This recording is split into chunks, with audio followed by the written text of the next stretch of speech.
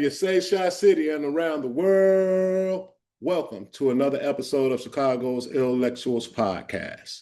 And today we have Mr. Brian Hawkins. How are you, sir? Good. Good to see you, brother. Yeah, Everything good to see going you well? as well. Yes. Yep. Let's jump right into it, man. Go ahead and tell the world a little bit about your background, what area you Okay. came up in, schools you went to, things of that nature. Okay, so I basically grew up in the Roseland area of Chicago on 106 in Airbrook. Hmm. And for a brief period, I was in South Shore when my mother and father split up. So I went to Coles Elementary School for a little bit. And then I went to Cone Elementary School for a little bit. And then they opened a new school called Cullen on 107th in Eberhart. Okay. So I ended up going to that school. But again, I grew up in Roseland on 106 in Edbrook. And from grammar school, I went to CVS High School. And from CVS, I went to SIU for a little bit. Mighty Cavaliers, baby. Mighty Cavaliers. For sure. One big happy family. Yes, sir. Brian, what are your values? My values are basically family and community and trying to give back. Okay. Trying to get back to the youth, to the elderly. My values are trying to be a good citizen, trying to be a good person of God, not necessarily religious, but righteous, if you understand what I'm saying. I got you. So where would you say you got your mindset? Who are some of your early influences?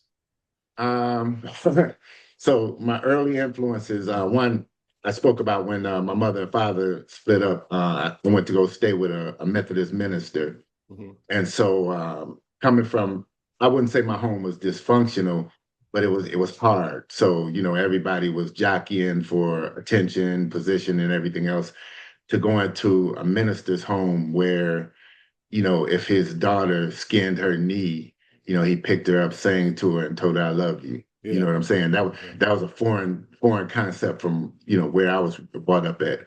So he was a big influence on some of the ways I do my parenting. But as far as other influences, there was a teacher in grammar school that took time to try to keep us from going left, so to speak. And then you had the influences on the block, So I grew up, the neighborhood I grew up in was Blackstones or L. Rookins at that time, and Four Corner Hustlers and Vice Lords. Mm. So all of the big homies on the block, they influenced our thinking and some of our actions and attitudes towards things that were going on in the neighborhood. And I mean good and bad. Mm-hmm. And I'll give you an example is I know now as an adult that we were being groomed for these different organizations, being invited to different little functions, Mm-hmm. getting little pieces of literature, Noble Drew Ali this, and, Mm-hmm. and so, here we're thinking they're looking out for us and we're actually being groomed. But on the side, there was an older homie that was in the organization that had been to the joint and no one took care of his mother. Nobody put no money on his books. He did time for something he didn't do. He kept his mouth shut. And in the meantime, his mother died while he was in prison. And so we used to play chess and, he would buy our beer for us. But he would tell us, man, that's bullshit. Don't listen to that. And he would give us the real scoop on what was going on within those organizations, Mm-hmm. And so a lot of that formed my opinion. I hated the police as a child, actually up until the time I became the police, Yeah. just being, keeping it real. And then, at one point when I wasn't working, my brother told me about a fire department in Davenport, Iowa. Okay. And so I applied. They had a shortage of minorities, and so I was a DEI hire for that fire department. But it taught me a lot about serving the community, and people trained me in how to, be an emergency responder, how to further your education and things like that. Um, so that fire department definitely had a big influence on me. And the main influence for me was I joined the Army Reserve in 1981. And the Army kind of shapes your thinking if you allow it. Mhm. And so I got a Class A education in leadership, management, logistics, problem solving, all of these things I learned through the Army Reserve. And they're valuable. They were valuable as a police when I got on the police department. They were valuable for me on the fire department. And just in life in general, I could still take those skills and apply them to different scenarios. So those were my influences. And I know. I think the world would like to know, like, how does a kid from an impoverished Roseland area on the far south side of Chicago, who's being handed gang literature and having to navigate all of the obstacles of the neighborhood, end up entertaining becoming a police officer? Again, like I said, from the time um, from the time I understood what was going on in the neighborhood and everything, I hated the police because I've been beat up by the police Hmm. a few times when I was a teenager and when I was a little bit younger. And so I absolutely hated the police, but we feared my mother more than we Hmm. feared the streets. Yeah. So Yeah. if we were at a particular place that we shouldn't be, she pulled that Buick LeSabre up and said, "You better beat this damn car home." You know, and we knew we had to be moving. So if we had something that she didn't buy, where did you get that from? Hmm. Once we told her, take it right back to where it came from. So she had us. There was a level of accountability.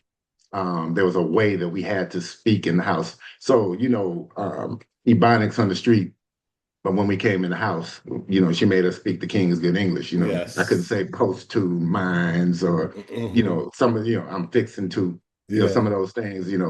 She would correct that immediately, and not to be hoity-toity, she was preparing us for the real world for a Yeah. job interview, and we didn't understand at the time. We we bucked, we hated everything. I remember I came home with back then I had a nice fro. I came home with my hair braided and she called it a pancake turner. She popped me with a pancake turner and I told me, get that country shit out your head. But it was things like that. We couldn't do certain things that other people in the neighborhood could do. Hmm. So out on the street we would act a certain way, but once we came in those doors, she made us accountable. We had accountability. So So, that was the main reason. when you say we, you're talking about your siblings, correct? Right. So I had four brothers and four sisters in the house with us. And so yeah, so the other thing was a couple of my brothers had gone to the service before us. And so when they came home, they were teaching us a little bit something different than what we were seeing on the street in the neighborhood. Mhm. And actually early moving on 106 in Edbrook, it was actually half white, half black with a Hmm. couple Mexican people there. We were some of the first blacks over there. And then the white flight took place, and it Mhm. was still a decent area. And then it was like one summer, everybody got out the joint. I don't know if you understand this dynamic, but it was like we started seeing some real hard people that we never saw before, muscle bound up here and legs like cigarettes, and we're like, what is this? And that's when everything changed. I had heard of the gang stuff, you know what I mean, with my older sisters and but there was a time in Chicago where there was a lull in gang activity, if you know what I mean. Yeah. And then like maybe 78, 79, or something like that. It was just big. It was everywhere. You had to watch yourself and the stars were on the walls and everything. It started being a little more prominent. So by now you're in a single parent household, and can you talk a little bit about some of the successes of your brothers and sisters as well as yourself? So all of my brothers, in one way or another, ended up being law enforcement. Hmm. So my oldest brother was a military police officer. The brother underneath him was a shore patrol in the Navy, and then he came home and became University of Chicago Hospital. I'm University Police, and Okay. then he became Chicago Police, and then he became an ATF agent. And Mm. my brother, 2 years older than me, he was a police officer in Davenport, Iowa. He's the one that told me about the fire department hiring. And Okay. then my younger brother, he was doing the federal corrections for a little bit. So, Hmm. um, and again, like I said, I know my younger brother and I both hated the police, Hmm. at one point because we had been beaten up by the police. We saw people go to prison that actually didn't do the crime they were being charged with, so, everything that people see in the hood, people being shot by the police that were unarmed, Yeah. so Yeah. everything you see. And I tell you one story. One night I was getting ready for school. I had to do something early at CVS, and I saw a shooting. Now I knew Mm. both people involved in this shooting. Mm. One person shot another person, but it was bogus. So I made an anonymous call to 911 because I was salty myself. And I said, I wish to remain anonymous. This is the person who did the shooting. This is where he put the gun. This is where he's standing. And the police came to my house, rang the doorbell with everybody outside on the block. Did you call the police? Did you call the goddamn police? I'm like, hell no, I ain't called no police. And he said, God damn it, you called the police. He said, if you ever wake me up from my nap again, I'll beat the shit out of you. And left. The True police did story. that? The police did that. True Wow. story. And that's Okay. when I say I hate the police. It was things like that. The level of apathy for our community, that was the norm. Mm. Um, and again, like I said, the person who had gotten shot was real close to me. I was cool Mm. with, but the person who did the shooting was a homicidal maniac. So Mm. that was another dynamic that kind of influenced. We had people walking around. I remember two people in particular that they were just bad news. Mm. Black Cloud came down the street when you saw them coming down the street, and it was for real. It wasn't an act. They wasn't doing this for a rap record. They were Mm. real grim reapers. And so for them to ring my door and put me on blast like that, I'm like, hell no, I ain't called the police. So You how did know, you survive that? How did you survive that? I know the guys in the Again, just neighborhood were denial, asking. denial, denial, denial, denial, That's funny. denial. But dear life denial. Yeah. So what are you presently working on? I'm working on the courage to write a book. Mm. So my wife's father, actually, I'm not gonna say his age, but he's up there in age. And he took the time to sit down and write a book. And I think that's my biggest fear is peer evaluation. And you know, again, I got kicked out of high school. So all I actually have is a GED. I never finished college, you Hmm. know, but that wasn't indicative of my aptitude or my intelligence. It's Hmm. just again, at CVS, I observed someone being robbed, and they would get robbed every day. And this one particular day, I was Dudley Do Right. I couldn't stand it anymore, and I whooped somebody for robbing this nerd, Hmm. and so then I had a violation out on me. And you Yeah. know what that meant back then, Yeah. because folks would meet at the flagpole, and so I'm telling my mother, I'm like, "Hey, I gotta get up out of CVS. They got a violation." And she's like, "My brothers would stand there and fight." I'm like, "I can't fight 300 people. I Yeah. can't, They I was can't coming do that." deep back then. They Yeah, were coming yeah. deep. That Pumpkinhead flagpole was Deluxe, right? right, Pumpkinhead. right. So leaving CVS, I would have to, snake through the neighborhood, and you remember how it was once it got to 7-Eleven. Now I'm at Yeah. Outlaw City with Yeah. the moles. I'm good. I can Yeah. I can get on the bus and go home. But I did that as long as I could. So I had almost perfect attendance in division, but there were certain classes that I was cutting. I had 110 cuts. And Mm. you remember Miss Crittenden? Yes. Real cool, yeah. So she got me back in school 3 times. Kimbrough beat my ass, 3 or 4 times. But Miss Crittenden got me back in school 3 times, and then that last time she was like, "I just can't do it." So I got kicked out of CVS, and I went to watch my friends in 1981 graduate, and it was like 5 of us that were in the stands crying watching the same people that we hung around every day graduate while we sitting in the stands. I was Wow. at that time. I think I was still a sophomore. That's how many Yeah. credits I had. Wow. But Yeah. but that was one of the things that it haunts me to this day. If I had just minded my business, but I couldn't. Yeah. I couldn't anymore. So Yeah. Yeah. You don't like bullies. I mean, what could you do? You don't like bullies, so that yeah, had to yeah, happen. and really, I really was deadly do right. So I got myself in a whole bunch of shit that I shouldn't have. I had no stake in it. I remember one time one of my friends, a church guy, they some guys took his cousin's candy. She was from Mississippi, and he was going around there to try to straighten it out. I'm like, I better go make sure he's okay.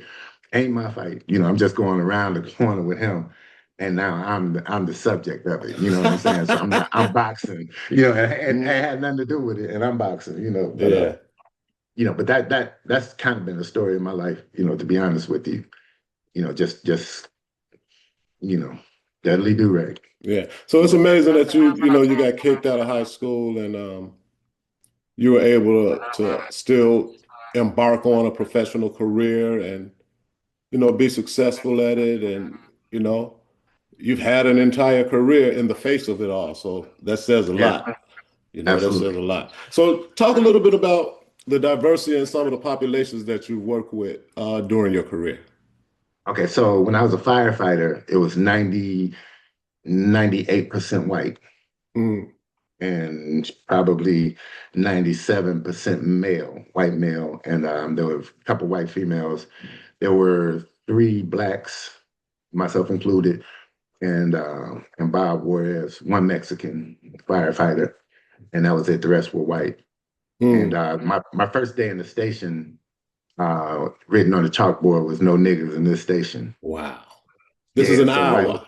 This is in Davenport, Iowa. Yeah, which I got to know people in that station later, and a couple of them were clowns. I'll say that there's a couple of them that probably meant it, but there were a couple of them that were clowns, and I know that they had been briefed before we came on. Mm, That hey, there's about to be some changes, but they pulled me to the side and asked me did I want them to handle that, meaning, like suspend people and stuff. I'm like, nah, I got to earn my respect.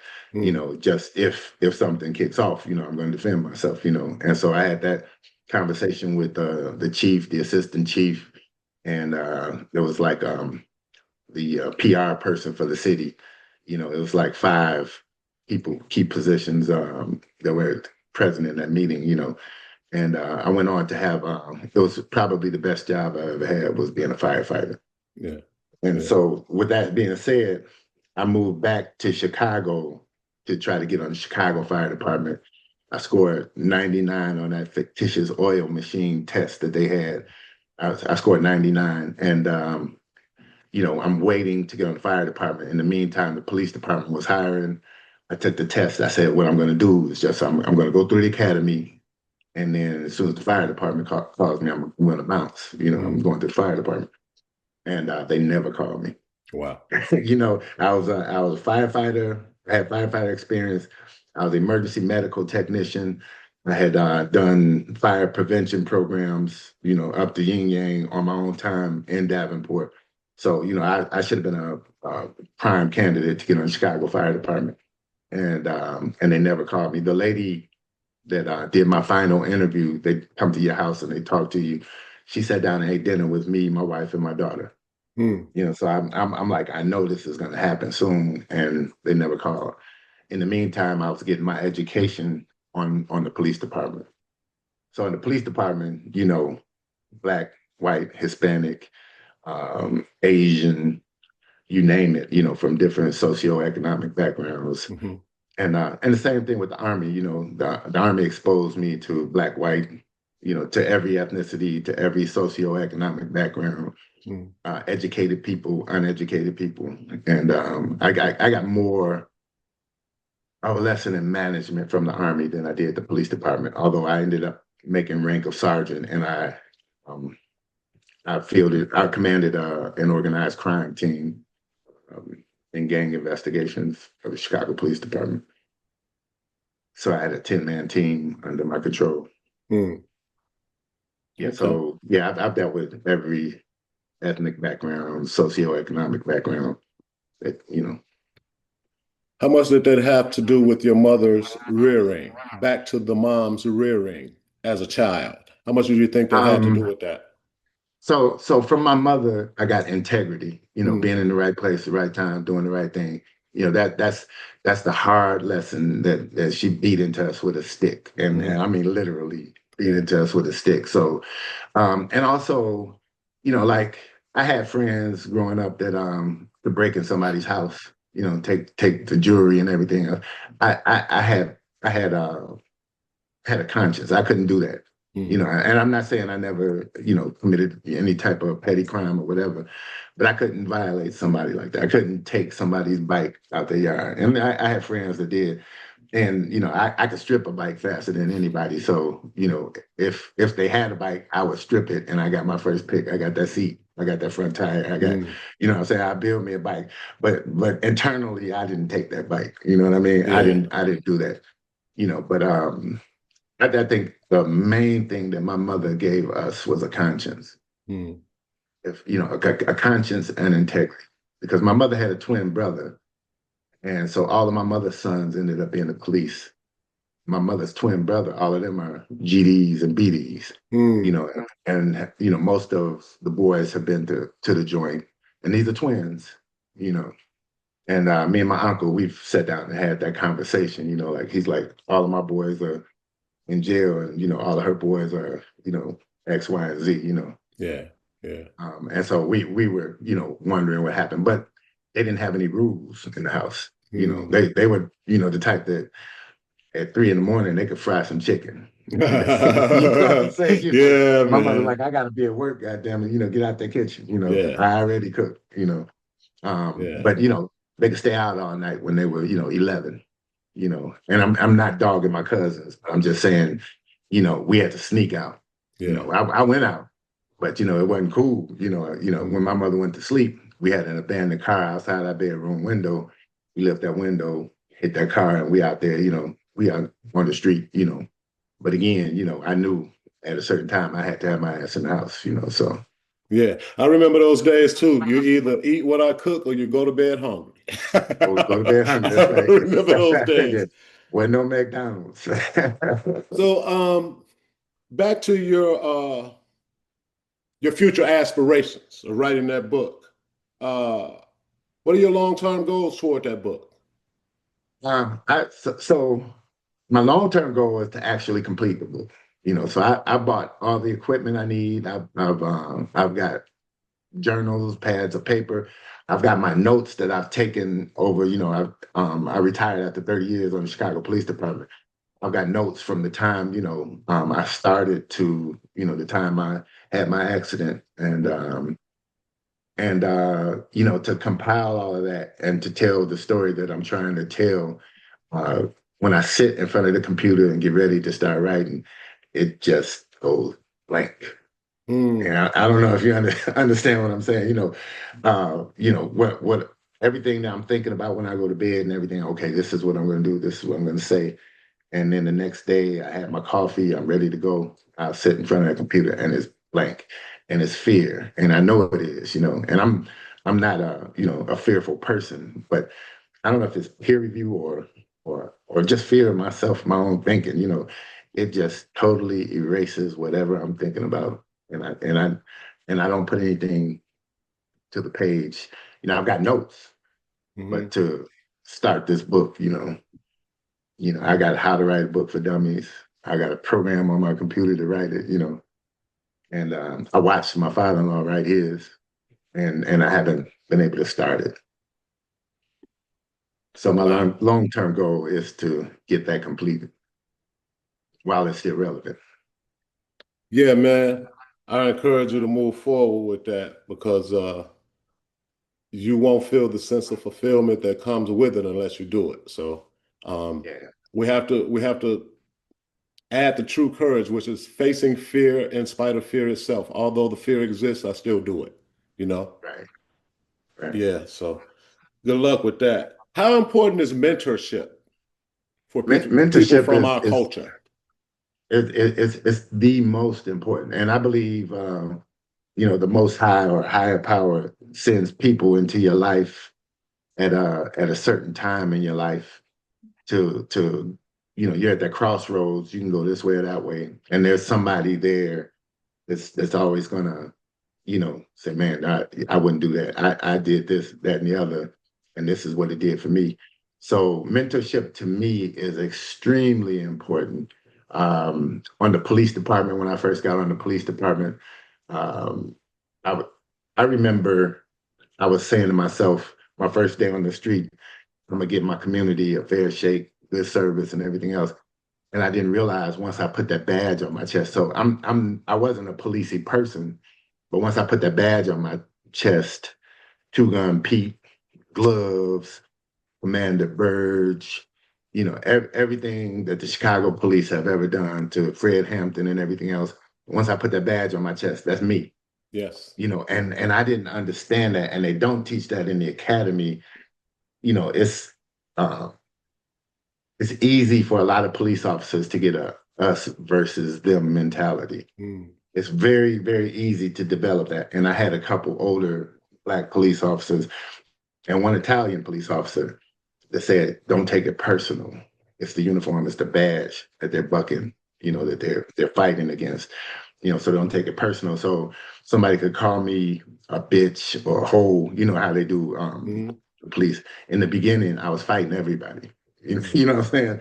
And then I had these guys come and pull me to the side, like, dude, you ain't gonna last long like that.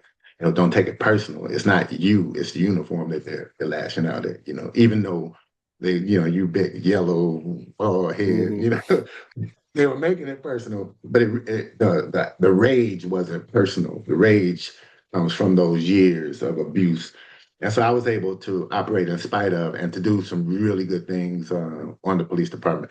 And in the military, I tell you, some of the best mentors I had were females. Mm. So there was a female colonel. Her name was Jill Morgenthaler. She was a colonel, white female, and she was the type. She was a brigade commander. So under a brigade, you have battalions. Under battalions, you have companies. Under companies, you have platoons. That's how high up she was. So Mm. she commanded a lot of people, but she understood an assignment to the granular point of which soldier is going to be driving that truck. Mm. And no, it's not him because you told me he was doing this, Mm. and so she had such a grasp of the subtasks to get a big thing done that I used to sit back and watch her operate, and and it was impressive. And then there was a Black female named Patricia Wallace Gibson. She was a major, and she was similar. And there was a Mexican female. She was a sergeant major. Amy Alcazar was her name. She was the most impressive. But all of them, I watched them deal with masculine toxic Toxicity. masculinity. Yeah. Yeah. Um, and I watched them, negotiate through it. So they would command this meeting, and when they walk out, the males would, man, but you know, they taught me how to. I might have a better idea than you, Yeah. but you're in charge. So how can I use my ideas to make your vision or your direction? How can I use that to make it work? That's what they taught me, as opposed to bucking what this person was doing. They taught me that there's more than one way to skin a cat. Yeah. And yeah, your way is good, but this is the way we're going to do it because I'm operating with some information that you're not privy to yet. Yes. Yeah, and so they taught me how to check myself, be a part of something bigger, and make it work. If I'm making that clear, No, but I get it. they were significant mentors for me. And then there's a guy on the police department now named Fred Waller. You see him on the news The all way the that time. He was able to talk to people, diffuse situations, and he was one of my key mentors. There was a guy named Ron Jenkins. Um, uh, he was a real good mentor to, still serve your community even though they hate you. So let me ask you this. I'm glad you said that. At any point during your career as a police officer, were you in conflict with the thought that policing is a direct descendant of slave catching?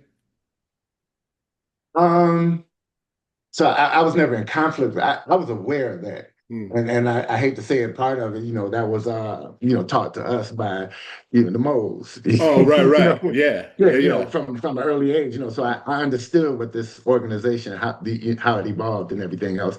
But again, my intentions were to serve my community and not to oppress anybody. I'm not here to oppress anybody. But as you start operating on the police department, you realize there's some people that are foul in our community. Hmm. You know what Yeah, I'm saying? There's some yeah, people that need to be policed. yeah, And so, you've got a dichotomy where I remember there's a park that's on it's like 57th and Racine. Do you know what that little park is? Little yeah. little Arab I know store, exactly what little you're talking about. yeah, okay. So decent people in the community, a little kid got stuck with a needle, a drug needle coming down the sliding board. So the decent people are telling me, hey, our kids can't play in the park because it's broken glass, needles, and the gangbangers are there. So I'm moving them out of the park every chance I got. So I'm having conflict with these dudes every day, and I'm bringing my team over there. We moving them out of the park. The park is for the kids. Park is for the kids. So they started cleaning up, thinking, that was going to do it. But the city attorney told me I was violating their civil rights Hmm. by kicking them out of the park. And I'm like, what about the kids? Hmm. You can't kick these people out of the park. That's a city park. You know, so the people in the neighborhood, the decent people who want to just take their kids to slide down a sliding board, don't understand that I can't do what you're asking me to do, even though I know what you're asking me to do is right. Yeah. Right. So they got rid of the gang loitering law. So now Miss Jones, who goes to church every day, don't want you selling rocks in front of her house. You selling them in front of Miss Jones' house because she's got the best view. You can see if the police are coming, if the ops are coming, or whatever. Yeah. But she don't want you standing in front of her house selling rocks. But I can't move you if I didn't actually see the hand-to-hand transaction and everything. I can't make you move from in front of Miss Jones. Miss Jones don't understand that. So she say the police see what they doing, they in on it with them. So it was that dynamic that you had to wrestle with and explain, and I can go real deep on that Yeah. same thing. But yeah, no, I understood from the beginning that, you know, um, especially in the Black and Hispanic community, most of the officers that come out of the academy do not come out of the academy looking to oppress their community. Right. Most of them want to do a good job, but it goes back to what I was saying, that us against them mentality is so easy to develop because of the hatred of that star, Yeah. the hatred of that uniform, and it's not taught in the academy. If you don't have a mentor to come grab you by the collar, say, hey, that's not you. The Yeah. rage is not against you. The rage is against that uniform you're wearing. Yeah. And it's real, it's palpable, and deserving sometimes. But yeah. Sounds like you found yourself in many conundrums during your career, like a Oh, rock and a hard place. You know what I mean? uh, Yeah. all the time, all the time. Yeah. But the average citizen doesn't understand that. Very difficult, man. But let's move on, man. What does Brian read? A lot of so I read a lot of religious material. So I read the Bible. I got the Ethiopian Bible, King Oh, you got James, the Ethiopian Bible? yes, Oh, wow. and so, Okay. the Apocrypha, Yeah. um, and then I read a lot of historical books and documents. So, I'm bitten by that bug, you know, Yeah. My and man. so, What type of music does Brian listen to? man, I'm old school. I like house. You know what I'm saying? But I love old school R&B. So, I'm stylistics, Isleys, that's Okay. I'm deep entrenched in that every day, Yeah. but Lover I boy. still, Lover boy. but I still, I listen to a little Sade. I listen Yeah. to, yeah, Okay. so Hey, Brian, do us a favor and give a message to the youth of today. to the youth of today, I would say the world is a very unforgiving place right now. Mm, So you got to watch the steps that you take and the people that you're around. So if you're a singer, my advice to you is to hang around singers, get in the studio. If you play basketball, there's no hoop on the corner. Hang around basketball players, hang around coaches. Be in the gym. Make sure you hone your craft. yeah. Um, if you ever thought about being a firefighter, Hmm. go talk to a firefighter. Because one of the things as a kid that I never understood, how do you get that job? Yeah. How do you get that job? The white kids know, I take a couple fire science classes, get my EMT certification, and then I apply. We're applying with, I have a GED, Mm, you know, and so no prep. And the prep is easy. You can go to Daily College and take some fire science classes and first aid and EMT. It's an easy path, but nobody ever told us the path. We just looked through the paper and filled out an application without that guidance. This is one of the things that I condemn my father for. mm, He never set me down and explained to me X, Y, Z. I could box better than most people. My father never took the time to put me in the gym. I couldn't mm. shoot basketball like my other brothers. Right. I was Edward Scissorhands, but there were things that I could do that I was never exposed. So my message to the youth is, if there's something that you're passionate about, if there's something that you're passionate about, the people on the corner can't help you with that. Mm, So if you are a singer, be around singers, take voice lessons. If you're an artist, hang around artists, get your canvas. The street can't help you with that, mm, other than in prison. Because one of the things that I've seen off of the streets is I've seen some of the most talented Black and Latino kids, art wise, singing wise, leadership. I've seen some leadership from gangbangers, more leadership from gangbangers. I'm talking real leadership, not just sending somebody off to be a dummy. mm. I've seen more leadership from some gangbangers than I've seen on the police department. Wow. And so but it's Wow. wasted. And when I interview those people, they tell me, man, if they never put rocks on me at one time, that messed my whole life up. Wow. Or man, they shot my brother. I was angry, and in retaliation, I did X, Y, and Z. But if you don't put yourself in those situations, if it's all possible, hone your craft. Whatever it is you want to be, touch that. Be around that.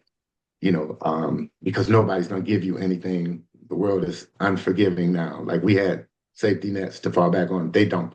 Right. If me and you had beef, we're gonna fight, and Yeah. you might whoop me, but next week we're gonna be playing ball. Yeah. Now they shoot each other in the back. So my message to them is guard your circle, the people that are in your inner circle. Do the things that you want to touch and what you want to do. There's a big world out there. Don't sell yourself short with the streets. The streets are Venus. It's a Venus flytrap. Wow. Thank you for that, man. Very powerful message. Listen, man, it's been a great, great interview. I really appreciate you taking the time and lending, more diversity to our podcast, man. I really appreciate that. Um, for our final section, I always like to afford our guests an opportunity to tell a story of their choice. This section is called Big or Small. I got a story to tell.